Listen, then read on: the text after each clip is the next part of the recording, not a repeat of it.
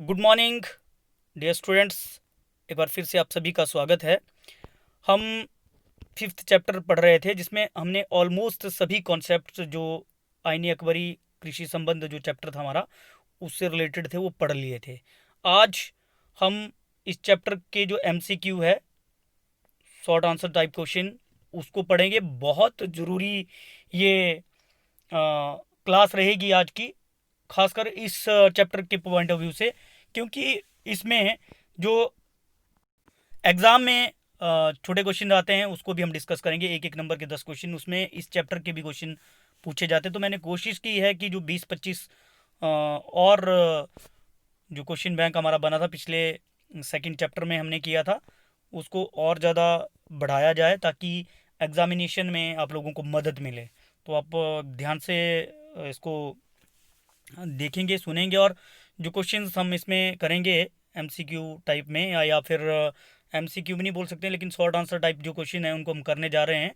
तो उसको आप लोगों ने अपने कॉपीज़ में अगर लिखना चाहो तो लिख भी सकते हैं। हालांकि इससे पहले हमने वो सारे कॉन्सेप्ट कर लिए हैं पिछली क्लासेस में, जिसमें हमने भू राजस्व प्रणाली और भू राजस्व प्रणाली में ही जब्ती प्रथा के अलावा आईने दहसाला जो कि जब्ती प्रथा का ही पार्ट था, और उसके बाद माप की इकाई मुगल काल की, फिर भूमि का जो उन्होंने डिवीजन किया था, उसको बांटा था 4 भागों में, पोलज, प्रोचित, चचर, बंजर।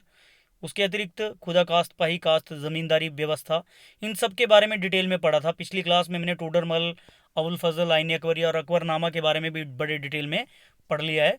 आज इस चैप्टर के जो हमारे एमसीक्यू है उसके बारे में हम पढ़ने जा रहे हैं, जिसमें कुछ क्वेश्चन बैंक मैंने बनाए थे। इसके अलावा महत्वपूर्ण तथ्य जो उससे रिलेटेड है उसके ऊपर भी हम डिस्कस करेंगे। तो सबसे पहला जो हमारा आज का क्वेश्चन रहेगा, रैयत शब्द का क्या अर्थ है। हमने पढ़ा है, इसका सही उत्तर है कृषक, किसान। फारसी भाषा का ये शब्द है जिसका अर्थ है किसान। ठीक है। सेकंड जो चैप्टर हमारा रहेगा, भारत में तंबाकू का उत्पादन कब आरंभ हुआ। इसका सही उत्तर है 17वीं शताब्दी में। अकबर के शासनकाल में पहली बार 1605 ईस्वी में तंबाकू का उत्पादन भारत में आरंभ हुआ। थर्ड जो क्वेश्चन है हमारा, आईने अकबरी का लेखक कौन था। सही उत्तर है अबुल फजल। अबुल फजल ने अकबरनामा लिखा, और अकबरनामा की तीसरी जिल्द है आईने अकबरी। फोर्थ क्वेश्चन है, अकबर के शासनकाल में भू राजस्व व्यवस्था का मुखिया कौन था। वो व्यक्ति जिसने भू राजस्व प्रणाली को एस्टेब्लिश किया उसका नाम था टोडरमल, जो अकबर के दरबार का दीवाने आला भी रहा है, टोडरमल। फिफ्थ क्वेश्चन, आईने दहसाला भू राजस्व प्रथा की स्थापना कब हुई। आईने दहसाला 1580 ईस्वी में, जिसे अकबर के शासनकाल में लागू किया गया टोडरमल के द्वारा, जो कि दीवाने आला बाद में नियुक्त किया गया अकबर के द्वारा। छठा प्रश्न, टोडरमल को अकबर ने किस वर्ष दीवाने आला के पद पर नियुक्त किया। तो इसका सही उत्तर है 1582 ईस्वी में। नेक्स्ट जो प्रश्न है हमारा, पायक कौन थे। ये पैदल सैनिक थे। मुगल दरबार की, मुगलों की जो सेना थी उसमें पायक उन सैनिकों को कहा जाता था जो पैदल सेना के रूप में कार्य करते थे। ठीक है। प्रश्न नंबर 8, सूरगल से क्या अभिप्राय है। इसको सही कर लेना, सूरगल से क्या अभिप्राय है। तो दान में दिया गया राजस्व अनुदान, दान में दिया गया राजस्व अनुदान, ये जो हमारा मददे मास है, एक ऐसी भूमि जो कि धार्मिक व्यक्तियों को दी जाती थी, धार्मिक संस्थाओं को दी जाती थी, पीरों फकीरों को दी जाती थी, ताकि उसका प्रयोग वो धार्मिक कार्यों के लिए करे। उसी प्रकार से सूरगल एक ऐसा दान था जो राजस्व दान के रूप में दिया जाता था। अगला प्रश्न, अबुल फजल ने आईने अकबरी के लेखन कार्य को कब पूरा किया, किस वर्ष ये पूरा हुआ, ये प्रश्न है। इसका सही उत्तर है 1598 ईस्वी में। अबुल फजल को 7 वर्ष लग गए थे आईने अकबरी को पूरा करने में। तो अकबर के शासनकाल में एक महान विद्वान जिन्होंने आईने अकबरी की रचना की। अगला प्रश्न, आईने अकबरी को कितनी बार संशोधित किया गया? मतलब कि आईने अकबरी में बहुत सारी गलतियां थी, तो कितनी बार किया गया? 5 बार। अबुल फजल के द्वारा 5 बार उसमें जो है वो चेंजेस किए गए, संशोधित किया गया। अगला प्रश्न 10वां, खालसा भूमि से क्या अभिप्राय है? बहुत जरूरी ये प्रश्न एग्जामिनेशन में भी कई बार पूछा जाता है। खालसा भूमि सीधे केंद्रीय सरकार के नियंत्रण में होती थी। वो भूमि जो सीधी केंद्रीय सरकार के नियंत्रण में होती थी और उसका सीधा भू राजस्व केंद्र के पास जाता था। ये टोटल जो भूमि थी शासनकाल में मुगलों के, उसका 20% थी लगभग।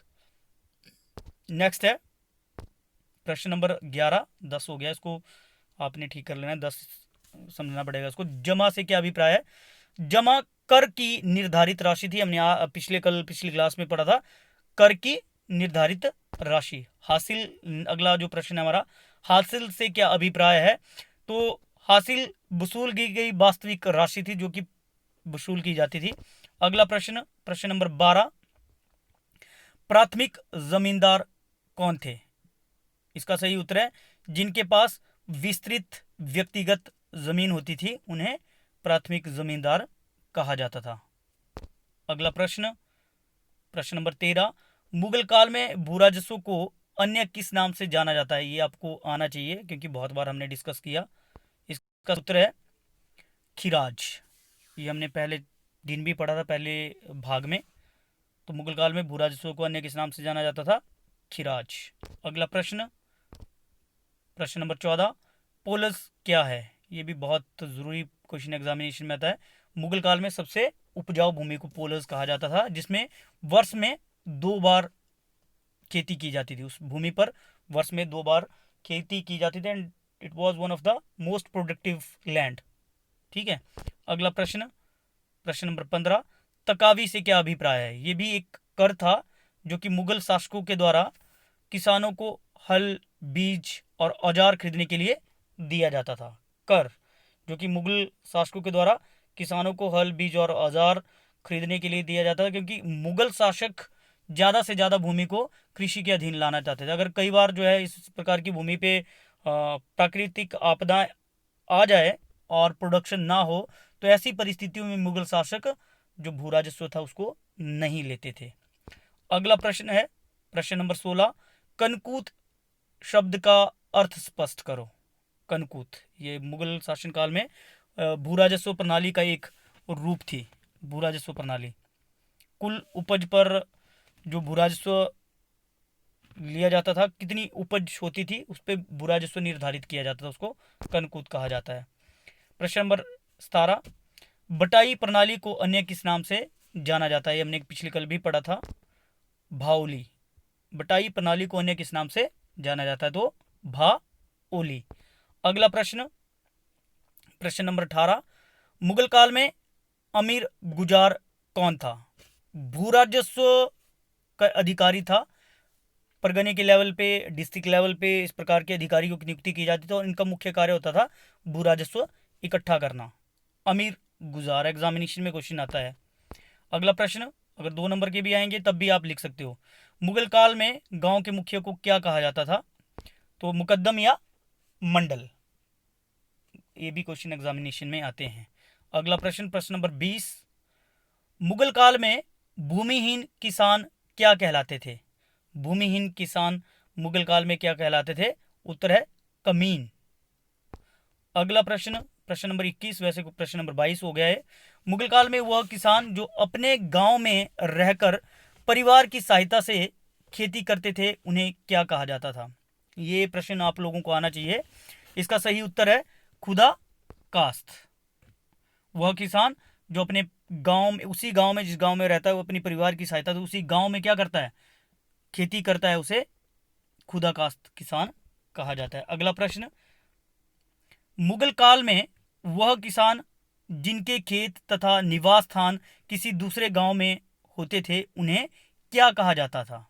इसका सही उत्तर है पाही कास्त। हमने पढ़ा है ये पाही कास्ट, वो किसान जो अपने परिवार की सहायता से दूसरे गांव में खेती करते थे, क्योंकि मुगल शासकों ने, मैंने पहले भी बताया कि किस कृषि को ज़्यादा से ज़्यादा वो डेवलप करना चाहते थे, इसलिए वो ऐसे किसानों को प्रोत्साहन देते थे, तकावी कर देते थे, उन्हें पाही कास्ट कहा जाता था। अगला प्रश्न है, मुगल साम्राज्य की स्थापना कब हुई?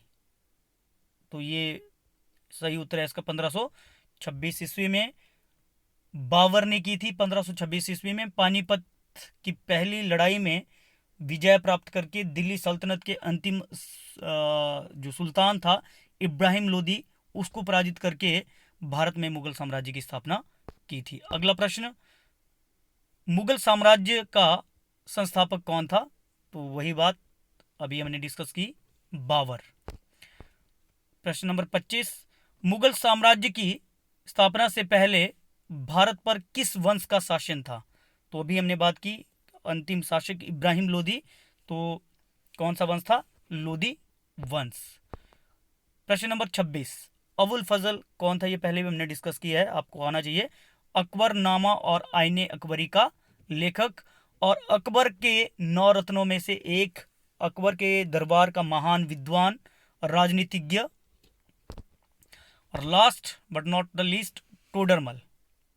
टोडरमल अकबर का दीवाने आला, जिसने मुगल काल में भू राजस्व प्रणाली को सुदृढ़ करने में बहुत महत्वपूर्ण योगदान दिया। आईने 10 साला जैसी भू राजस्व प्रणालियां टोडरमल ने लागू करवाई। तो आज के लिए बस इतना ही। जितने भी ये क्वेश्चन हमने किए, बहुत ये ज़रूरी है एग्जामिनेशन पॉइंट ऑफ व्यू से। आप लोग अगर इसको बार बार देखोगे तो आप लोगों को वैसे ही लर्न हो जाएगा।